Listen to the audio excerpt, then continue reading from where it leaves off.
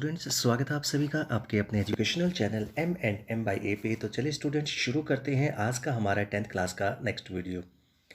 तो स्टूडेंट्स, अब तक हम कर चुके हैं क्लास 10th का जो एक्सरसाइज नंबर 13.3, जिसमें हमने सीख लिया था कि जब किसी भी एक सॉलिड शेप को मेल्ट किया जाता है तो उसी शेप में चेंज करते हैं, तो उसके डायमेंशंस में से कुछ भी मिसिंग होगा वो हम कैसे फाइंड करते हैं।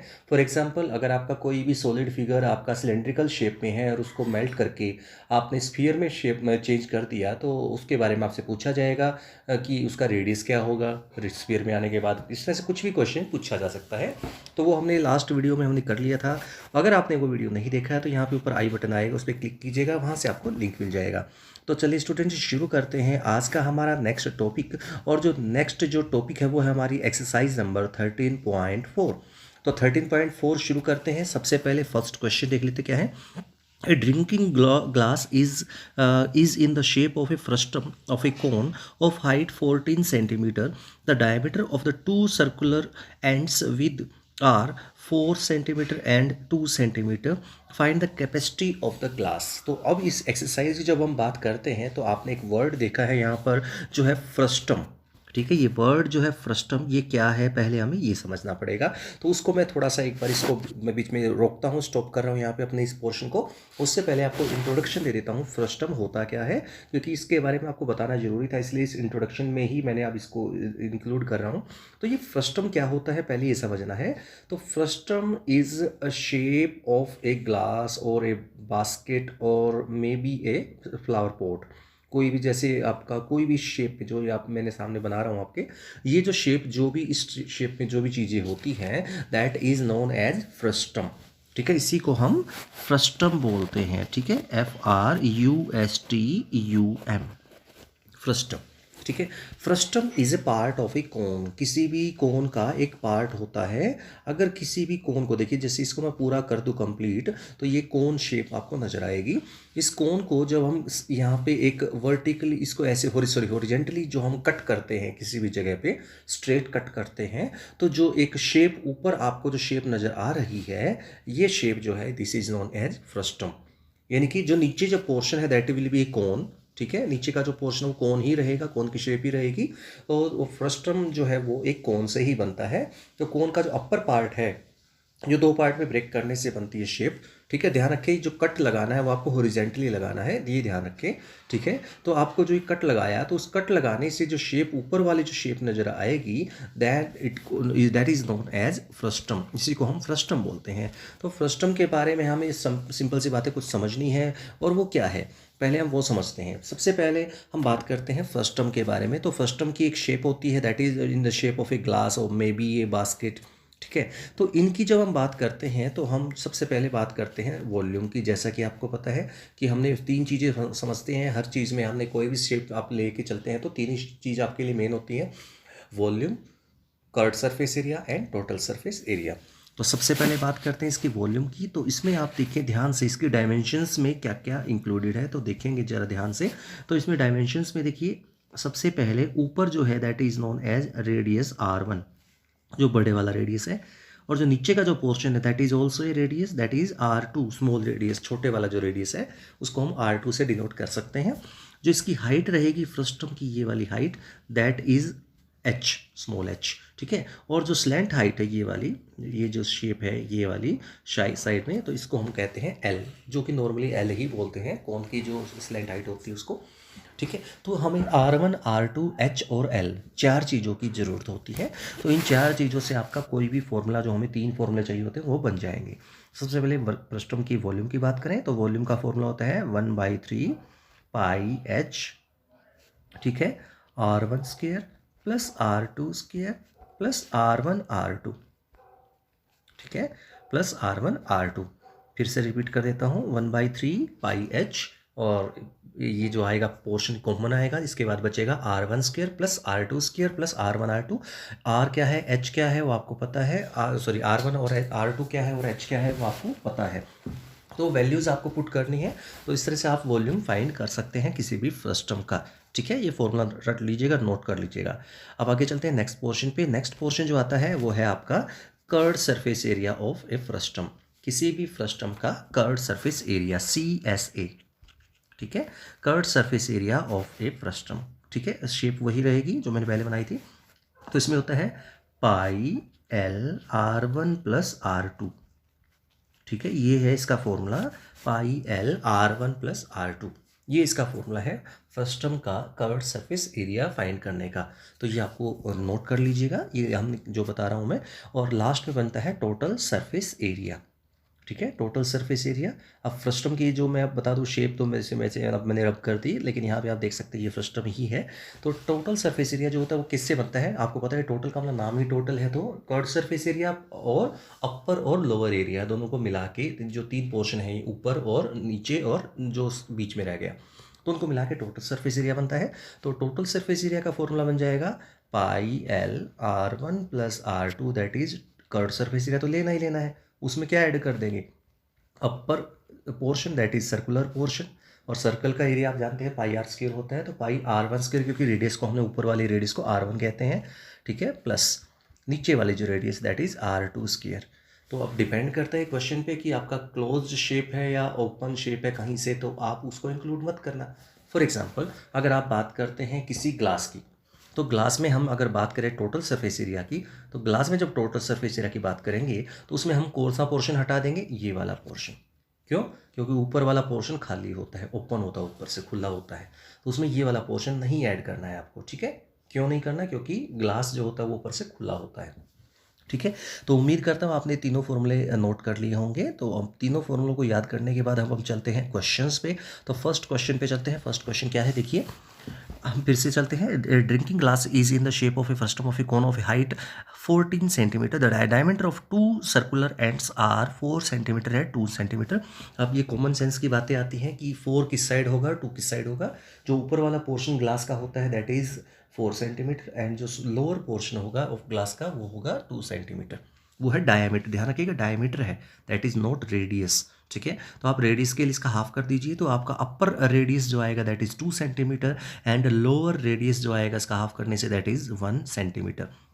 अब हमें क्या फाइंड करना है, find the capacity of the glass use pi is equal to 22/7, ठीक है। तो शुरू करते हैं। कैपेसिटी मीन्स वॉल्यूम, और वॉल्यूम का फॉर्मूला मैंने आपको नोट करवा दिया है, वो क्या होता है वो आपको पता है। तो चलिए शुरू करते हैं इस क्वेश्चन को, कैलकुलेशन कैसे करने। तो capacity of the glass is equal to volume of frustum of the cone, ठीक है। तो अब हम फॉर्मूले पे चलते हैं, और फॉर्मूला क्या है, 1/3 पाई एच नोट करवा दिया था मैंने, इंटू ब्रैकेट में R1 square plus R2 square plus R1 R2, और आपको पता है R1 क्या है R2 क्या है, और दोनों की मल्टीप्लाई कर देना, जो भी आएगा रिजल्ट। पाई की वैल्यू 22/7 रखना है, आपको पता ही है। तो that result will be 308/3, and इसको थोड़ा सिंप्लीफाई करते हैं तो आएगा 102, ठीक है, 102 एंड 2/3, दैट इज ये आपका वॉल्यूम ऑफ फ्रस्टम आपके सामने आ जाता है। वैल्यू बस आपको फॉर्मूले में रख लेनी है, और इसके अलावा कुछ नहीं है, ठीक है। तो चलते हैं नेक्स्ट क्वेश्चन पे। नेक्स्ट क्वेश्चन देखिए क्या है। नेक्स्ट क्वेश्चन है आपका question number 2। The slant height of the frustum of a cone is 4 centimetre, and perimeter of the circular ends are 18 centimetre and 6 centimetre. Find the curved surface area of the frustum. बात कि कैसे करेंगे। तो सबसे पहले perimeter given है, ध्यान रखिएगा रेडियस नहीं है, पिछले में डायमीटर था, इस क्वेश्चन में पेरीमीटर गिवन है।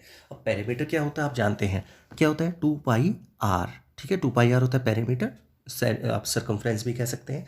तो ये 2πr1 ऊपर वाला जो पोर्शन है सर्कुलर पोर्शन, उसका जो पेरीमीटर है that is 2πr1 is equal to 18, ठीक है, ये गिवन है। और यहाँ से हम देखें तो R1 आ जाएगा 9/π। सिमिलरली लोअर जो एंड है फ्रस्टम का नीचे वाला, उसकी जब हम बात करें पेरीमीटर की दैट इज 6, तो 2πr2 इज इक्वल टू 6, तो R2 इज इक्वल टू 3/π। अब ये ध्यान रखिए पाई है, ये आपको थोड़ा शेप में दिक्कत आपको आ रही होगी, शायद आप सोच रहे हो पता नहीं क्या लिखा हुआ है, दिस इज पाई। तो इसको मैं क्लियर कर देता हूँ, 2πr1 इज इक्वल टू 18, और similarly 2πr2 is equal to 6, ये जो पोर्शन है, ठीक है। तो ये आपको नोट कर लेना है। तो R1 R2 की वैल्यू आ चुकी है। अब R1 R2 की वैल्यू आने के बाद हमें क्या चाहिए, हमें चाहिए कर्व्ड सरफेस एरिया, ठीक है। कर्व्ड सरफेस एरिया का फॉर्मूला बताया था pi into R1 plus R2 bracket में रखना है इंटू L। L है स्लैंट हाइट, स्लैंट हाइट आपको गिवन है आपको 4 सेंटीमीटर। तो R1 पता है, R2 पता है, स्लैंट हाइट पता है, बस आपको रखना है इसके अंदर। तो हम रख देंगे तो इसकी जो वैल्यू आएगी वो आपके सामने आ जाएगी। तो हम देखते हैं वो जरा क्या आती है। तो वो आपके सामने आ जाएगी। Slant height of the frustum is equal to 4 centimetre, ये हमें गिवन है, तो कर्व सरफेस एरिया हो जाएगा पाई इंटू, फिर से वही ध्यान रखिएगा जो मैंने आपको पहले बता दिया था, यहाँ पर ये पाई है, ठीक है, ये जो पोर्शन है यहाँ पर ये पाई है ब्रैक बाहर, तो पाई R1 plus R2 into L. तो पाई R1 plus R2 into L रखते हैं वैल्यूज़, तो R1 R2 और एल की वैल्यू, तो result will be 48 centimetre square. तो ये आपका क्वेश्चन नंबर 2 कंप्लीट हो जाता है। नेक्स्ट क्वेश्चन है, if fez in the cap used by the Turks it's shaped like frustum of a cone, ठीक है, if the radius of the open side is 10 centimetre, जो ओपन साइड जहाँ से हम पहनते हैं कैप को, टोपी को, जो जोकर पहनते हैं जो सर्कस वगैरह में, तो वो आपके ओपन साइड कौन सी होती है, बड़े वाली साइड, पता है ना, जिस साइड से बड़ी साइड होती है वही साइड पहनने के लिए साइड होती है। तो radius of at upper base is 4 centimetre and slant height is 15 centimetre, find the area the material used for making it. ये देखिए ध्यान से, अब ये पूछा है कि कितना मटेरियल इसमें उसको बनाने में लगेगा।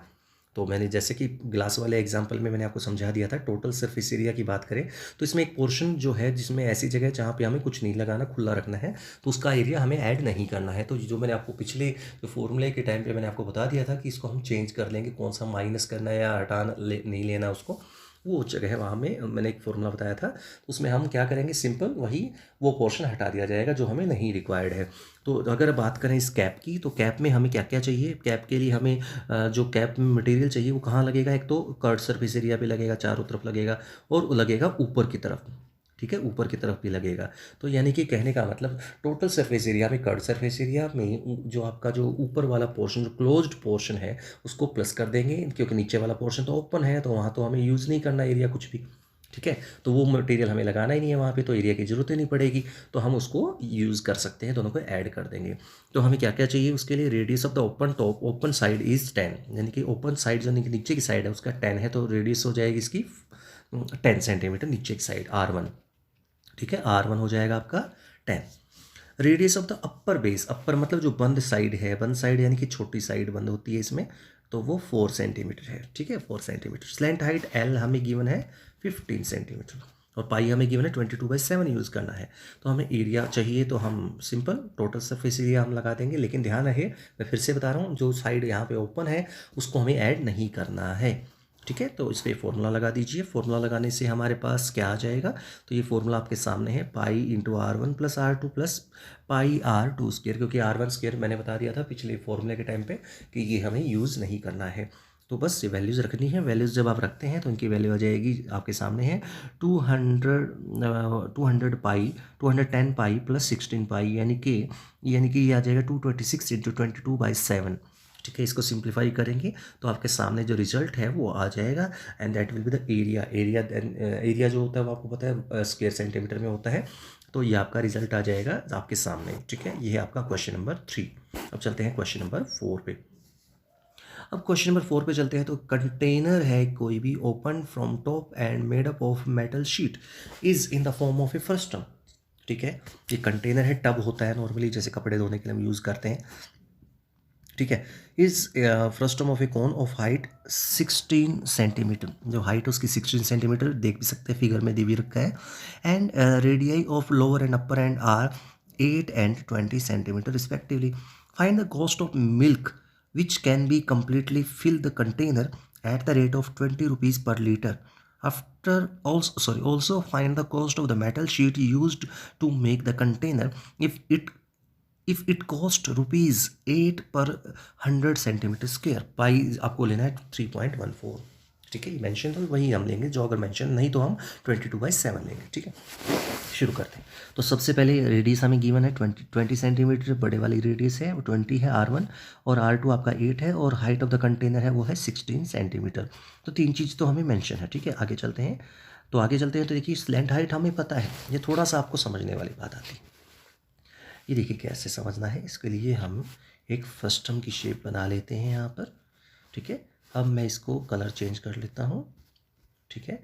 अब देखिए कैसे बनता है, ये हो जाएगा आपका R1, ठीक है। यहाँ पे ये है R2, और ये है आपका L, और ये है आपका H, ठीक है। अब हमें चाहिए इसका स्लैंट हाइट, जो कि हमें नहीं पता, ठीक है। ये हमें फाइंड करना है। कैसे फाइंड करें, उसके लिए हम एक लाइन यहाँ पर एक ड्रॉ कर लेंगे इसके पैरेलल, ठीक है। इस लाइन के जो हाइट वाली जो लाइन है उसके पैरेलल एक लाइन ड्रॉ करेंगे। उससे क्या होगा, उससे आप देखेंगे ध्यान से, मैं कलर थोड़ा चेंज करके ही दिखा देता हूँ। ये देखिए, ये वाली जो एक ट्रायंगल आपको नज़र आ जाएगी, ठीक है, ये एक राइट एंगल ट्रायंगल आपको नज़र आएगी। अब इसमें जो हमारे पास क्या क्या है देखिए, ये हमारी साइड एच हो जाएगी क्योंकि इसके पैरेलल चल रही है तो ये एच ही रहेगी। अब ये जो पोर्शन है हमारा, ये जो ऊपर वाला पोर्शन है, मैं इसको कलर पिंक कलर में दिखाऊंगा आपको। देखिए ये रहा, ठीक है, पिंक कलर आपको नज़र आ रहा होगा। तो ये जो साइड है ये कितनी होगी, R1 माइनस R2, ठीक है, क्योंकि टोटल साइड R1 थी, उसमें से आप ये R2 वाली साइड हटा देंगे, माइनस कर देते, इतना पोर्शन R2 जितना जो पोर्शन था वो माइनस कर दिया, तो जो बचा हुआ पोर्शन है that will B R1 minus R2, ठीक है। तो अब आप देखेंगे कि तो ये एक राइट एंगल ट्रायंगल है, और राइट एंगल ट्रायंगल में ये आपकी साइड H है और ये साइड R1 माइनस R2 है। तो जो स्लैंट हाइट है that will be the hypotenuse of this right angle, and इसका फॉर्मूला जो है वो आप देख सकते हो, वो क्या होता है, base square plus perpendicular square और उसका स्क्वायर रूट, है ना, और वही हमने यहाँ पर लगा लिया है। तो ये आपका फॉर्मूला बन जाएगा। तो इससे यहाँ पे स्लैंट हाइट हमारी निकल जाएगी, that will B 20 centimetre. Now the capacity of the container is volume of the frustum. तो वॉल्यूम ऑफ द फ्रस्टम हमारा फॉर्मूला स्टार्टिंग में ही कर लिया था हमने, तो उसको हम सोल्व करते हैं। तो सोल्व करने से जो रिजल्ट आता है that will B 10449.92 centimetre cube, ठीक है। अब 1 सेंटीमीटर, ये आंसर जो है सेंटीमीटर क्यूब में आया, लेकिन जो हमारा जो रेट है मिल्क का वो है लीटर के अकॉर्डिंग, तो हम इसको लीटर में चेंज करना पड़ेगा, ठीक है। लीटर में चेंज करने के लिए क्या करते हैं, उसके लिए हमें इसको क्या करना पड़ेगा, इसको 1000 से मल्टीप्लाई करना पड़ेगा, ठीक है, ध्यान रखिएगा। 1 centimetre cube is equal to 1000 litre, ठीक है, और यानी कि 1 centimetre cube is equal to 1000 litre होता है। तो हमें पता है 1000 सेंटीमीटर क्यूब में 1000 लीटर, तो 10449.92 सेंटीमीटर क्यूब में कितने होंगे, मल्टीप्लाई हो जाएगा, और जो मल्टीप्लाई करेंगे तो ये आ जाएगा 10.45 अप्रोक्सीमेट, ठीक है, 10.449 आएगा वैसे ही, लेकिन इसको राउंड ऑफ करके हमने लिख लिया है 10.45 लीटर, ठीक है। तो अब 1 लीटर जो मिल्क है उसकी कॉस्ट है 20 रुपीज़। तो इतना जो लीटर आया 10.45 लीटर, इतने लीटर मिल्क की कॉस्ट क्या होगी, मल्टीप्लाई कर देंगे नॉर्मली, नॉर्मल क्वेश्चन है तो, है ना। तो 1 लीटर को जो मिल्क है उसका कॉस्ट 20 रुपीज़ है, तो 10.45 लीटर जो मिल्क होगा उसकी कॉस्ट कितनी होगी, तो मल्टीप्लाई बाय 20 कर देंगे तो आएगा 209, यानी कि 209 रुपये में वो टोटल कॉस्ट पड़ेगी, ठीक है, 209 रुपीज़ पड़ेगी। अब बात करते हैं area of the metal sheet required to make the container, ये भी आपसे पूछा था। अब हमें पता है कंटेनर है, अब कंटेनर है तो ऊपर वाले जो बड़े वाली साइड है वो तो खुली मिलेगी, क्योंकि उसमें कुछ डालना है तो उसको क्लोज तो रख नहीं सकते, क्लोज रख दिया तो फिर वो उसमें दूध कैसे डालेंगे आप कंटेनर में, ठीक है ना। तो यानी कि कहने का मतलब ये है कि आप ऊपर वाला पोर्शन इसमें खुला मान के चलिए, ओपन है, ये कंटेनर है इसलिए।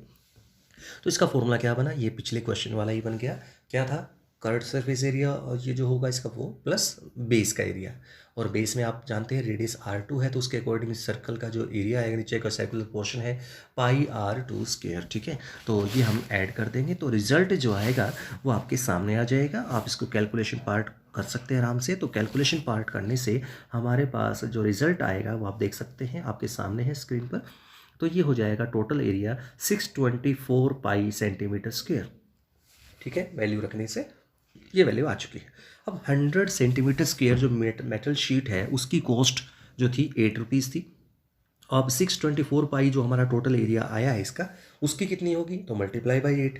तो इसको सॉल्व करते हैं तो रिजल्ट जो आएगा वो आएगा आपका 156.75 रुपीज़। सो हमारे आंसर दो, इसके आंसर पूछे गए थे, दो आंसर हमारे आ चुके हैं। जो कॉस्ट थी वो है होगी आपकी 209 रुपीज़, और जो आपका कॉस्ट ऑफ मेटल शीट जो होगी वो होगी 156.75 रुपीज़, ठीक है। अब हम चलते हैं नेक्स्ट क्वेश्चन पे। Next question number 5, last question है इसका। ये metallic right circular cone 20 centimetre high and whose vertical angle is 60 degree is cut into two parts at the middle of its height by a plane parallel to its base. If the frustum so obtained is drawn into a wire, drone का मतलब होता है melt करके recast करना, ठीक है। Drone का जो यहाँ पर मतलब है, ध्यान रखिएगा, ड्रोन में आप उलझ सकते हैं कि ड्रोन सोचेंगे पता नहीं क्या है, तो ऐसा कुछ नहीं है। ड्रोन का मतलब सिंपल है यहाँ पर रिकास्ट करना, जो लास्ट एक्सरसाइज में हमने किया था, ठीक है, मेल्ट करके कुछ और शेप में लेके आना, ठीक है, इसको ड्रोन ही बोलते हैं। तो यहाँ पर है कि उसको हमें मेल्ट करके उस पोर्शन को, जो फ्रस्टम वाला पोर्शन आया है, उसको हमें क्या करना है, एक वायर में चेंज कर लेना। और वायर जो होती है उसकी सिलेंड्रिकल शेप होती है, तो एक सिलेंड्रिकल शेप में वायर होती है, तो उसका जो वॉल्यूम होगा और हमारा जो फ्रस्टम का जो वॉल्यूम होगा, दोनों इक्वल रखेंगे। इक्वल रखने से हमारे पास जो उसकी जो भी पूछी जा रही है वैल्यू, जो भी हमें गिवन होगी वो हम रख देंगे, और जो पूछा जाएगा वो आपका रिजल्ट आ जाएगा। तो उसके लिए हमें सबसे पहले समझना पड़ेगा इसको कैसे। देखिए ज़रा, सबसे पहले हमें गिवन है कि metallic right circular cone of 20 centimetre की हाइट है, उसको वर्टिकल एंगल 60 डिग्री है। ध्यान रखिएगा, ये एक कोन है, सपोज ये कोन है आपका, इसमें ये जो आपके पास वर्टिकल एंगल 60 डिग्री है। अब वर्टिकल एंगल 60 डिग्री का मतलब क्या हुआ कि जब हम उसका हाफ करेंगे तो सेमी वर्टिकल एंगल 30 डिग्री आ जाएगा, ये वाला पोर्शन, ठीक है, 30 डिग्री है ये पोर्शन, ठीक है। अब हम ये इसमें देख भी सकते हैं, इसमें फिगर में। तो यहाँ पर हम क्या करेंगे, इसको बीच में से कट करना है, बिल्कुल मिडल में से इसको कट कर लेना है। बिल्कुल मिडल में से कट करेंगे तो ये 10-10 का हो जाएगा दोनों साइड, क्योंकि टोटल 20 था। तो इस फ्रस्टम की जो हाइट है वो भी 10 हो जाएगी, और जो ऊपर कोन, छोटे वाला कोन है, उसकी हाइट भी 10 ही हो जाएगी, ठीक है। अब उसके बाद क्या कह रहे हैं, 30 डिग्री का जो एंगल है ऊपर इस शेप में भी दे सकते हैं, जो बनी यहाँ पे ऑलरेडी बनी हुई है, ठीक है, मेरे से पहले बना रखी है इसमें। तो इसमें आपको क्या करना है, सिंपली इस राइट एंगल ट्रायंगल को ध्यान से देखिए। कौन से ट्रायंगल, ए ई जी ट्रायंगल को देखेंगे अगर आप ध्यान से, इस ट्रायंगल को देखिए, मैं अलग से बना देता हूँ। तो ये 30 डिग्री का एंगल यहाँ पर है, और यहाँ पर ये है 10, ठीक है, 10 सेंटीमीटर ये हाइट है, ये 10 हो जाएगी। अब हम अगर ये कहें, ये रेडियस क्या होगी, ये R2, जिसको आप छोटे वाली रेडियस कह सकते, देख सकते हैं, ये रही, ठीक है। ये कितनी होगी, इसके लिए हमें हाइट एंड डिस्टेंस का कंसेप्ट यूज़ करना पड़ेगा। 9th चैप्टर जो आपका 10th क्लास का है, उससे हमें लेके आना पड़ेगा। कैसे, अब हमारे पास ये एडजेसेंट साइड, जिसको आप बेस कंसिडर करते हो, तो बेस हमारा गिवन है 10, और हमें फाइंड करना है परपेंडिकुलर, और एंगल हमें गिवन है 30 डिग्री। तो in triangle A E ji triangle के अंदर E G upon A G is equal to 10-30, ठीक है, परपेंडिकुलर अपॉन बेस। तो E G upon A G is equal to 10-30, यानी कि E G is equal to 10 upon √3 है, क्योंकि 10-30 होता है 1/√3, और ए जी आपका 10 है, तो इसीलिए 10 अपॉन √3। और रेशनलाइजेशन जब आप करते हैं तो रिजल्ट आ जाएगा 10√3/3, ठीक है। तो ये आपके पास ई जी आ चुका है। ई जी का मतलब आप R2 कह सकते हैं। तो R2 आपका आ चुका है 10√3/3, ठीक है। इसी तरह से सेम टू सेम हम R1 भी फाइंड कर सकते हैं। R1 ये वाली साइड होती है, नीचे वाली साइड, बड़े वाली साइड, तो ये भी सेम वही होगा, लेकिन इसमें ध्यान रहे, इसमें तो आपने जो हाइट है वो आपने 10 लेके चले थे, अब इसमें हाइट 20 लेके चलेंगे, क्योंकि ये जो साइड R1 है वो पूरे कंप्लीट कोन को कवर करने के बाद बनती है, तो यहाँ पर ये पूरी साइड लेनी पड़ेगी, ठीक है। छोटे वाले में तो सिर्फ यहाँ तक की साइड ली थी, 10 तक की। अब हम जो R1 की बात कर रहे हैं, तो इसमें पूरी साइड लेनी पड़ेगी, जो कि है आपकी 20, ठीक है। तो यहाँ पर 10 की जगह 20 का यूज़ करेंगे, तो रिजल्ट जो है R1 की वैल्यू हो जाएगी 20√3/3, ठीक है। सेम प्रोसीजर है, 10 की जगह 20 हो जाएगा बस, बाकी तो एंगल तो वही रहेगा, एंगल वही 30 यहीं पर है, देख सकते हो। ये जो ट्रायंगल है, मैंने आपको शेप कर, इसको थोड़ा डार्क करके दिखा देता हूँ, इसकी जो शेप है वो सेम रहेगी, यानी कि एंगल, जो ट्रायंगल का जो एंगल है वो एंगल सेम रहेगा, ठीक है। मैं इसको ऑरेंज से दिखा देता हूँ, ये देखिए, ये वाला, तो 30 डिग्री एंगल दोनों में सेम रहेगा, छोटे ट्रायंगल में भी और बड़े में भी। तो R1 आपका 20√3/3 आ चुका है। अब हम क्या करेंगे, अब हम इस कैलकुलेशन को आगे करते हैं। तो BD आपका आ जाएगा 20√3/3, देन इट इज़, आप ये भी कह सकते हो, इट इज़ R1, ये R1 आ चुका है। अब R1 आ चुका है, R2 आ चुका है, दोनों, सॉरी, ये R2 आ चुका है, तो R1 R2 दोनों आ चुके हैं आपके। तो अब हम कह सकते हैं, नेमिंग कुछ भी हो सकते हैं, अपर और लोअर की आप नोटेशन कुछ भी रख सकते हैं, जरूरी नहीं कि यहाँ पर, ठीक है।